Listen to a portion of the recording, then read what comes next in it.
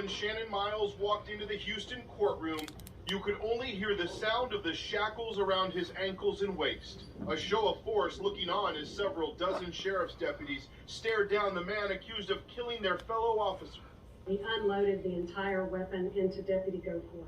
Prosecutors gave the most detailed account yet of how Shannon Miles allegedly ambushed Deputy patrol car at pump number 8. He runs up behind Deputy Goforth and puts a gun to the back of his head and shoots. Deputy Goforth hits the ground, and then he continues to unload his gun, shooting repeatedly into the back of Deputy Goforth. The prosecutor says Miles emptied all the rounds from his .40 caliber handgun, 15 shots in all, before walking to his truck and driving away from the scene. Deputy Goforth left dead in a pool of his own blood, shell casings on the ground around him.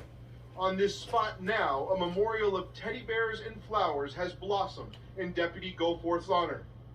The deputy often patrolled Brian McCullough's neighborhood. That's why he and a team of volunteers have stood vigil around pump number 8, organizing a collection for Goforth's wife and 2 children.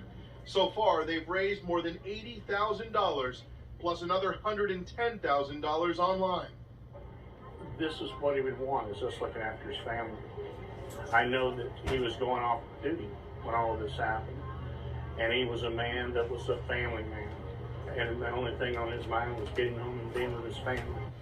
Investigators say ballistics tests linked the shell casings at the crime scene to a handgun found in Shannon Miles' home garage, but not much is known about the murder suspect. Miles' family has not spoken out, and other family and friends have stayed quiet. The motive in the shooting, which investigators describe as cowardly and cold-blooded, is still unclear. But the sheriff says Deputy Goforth was targeted because he wore a uniform. This rhetoric has gotten out of control. We've heard Black Lives Matter, all lives matter. Well, cops' lives matter too. So why don't we just drop the qualifier and just say lives matter?